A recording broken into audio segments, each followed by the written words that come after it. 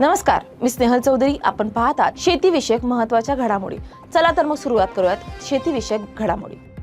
Vasantdada sugar इन्स्टिट्यूटने ऊस शेतकऱ्यांसाठी AI तंत्रज्ञान अनुदान दुप्पट केले. आता प्रति हेक्टर ₹18,250 मिळणार. त्यामुळे 5,000 ऊस उत्पादकांना स्मार्ट शेतीकडे वळण्यास प्रोत्साहन मिळेल.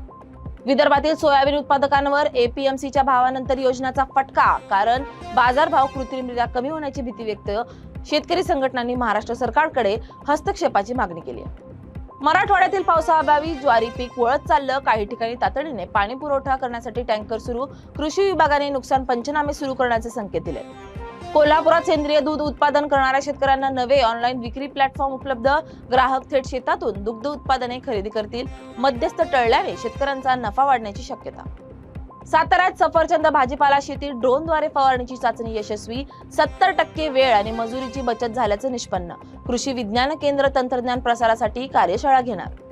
नाशिक द्राक्ष बागायतदारांना परदेशी निर्यातीसाठी नवीन कोल्ड चेन अनुदान योजना लागू. 50% भांडवली मदत जाहीर. त्यामुळे युरोप व मध्य पूर्व बाजारपेठेत स्पर्धात्मक दरात माल पोहोचणार. अमरावती जिल्ह्यातील कापूस बाजारात दर ₹7,500 प्रति क्विंटल पर्यंत पोहोचले. शेतकऱ्यांचा उत्साह वाढला. मात्र व्यापाऱ्यांनी पुढील काही आठवड्यात दर घसरण्याची शक्यता व्यक्त केली. सांगली जिल्ह्यात ऊस तोडणी मशिनरीसाठी महिला बचत गटांना कर्ज सुविधा. सहकारी बँकांकडून विशेष व्याजदर. महिलांच्या माध्यमातून ऊस उद्योगात स्वावलंबनाचा नवा प्रयोग. पालघर व रायगड किनारपट्टी भागात नारळ सुपारी सोबत केळीचं मिश्र पीक मॉडेल लोकप्रिय. कृषी विद्यापीठाने उत्तम नफा मॉडेल म्हणून मान्यता दिली. कमी सिंचनात अधिक स्थिर उत्पन्न मिळाल्याची उदाहरणं समोर. पुण्यात शहरी भागात 100 छतांवर हायड्रोपोनिक भाजीपाल्याची लागवड सुरू.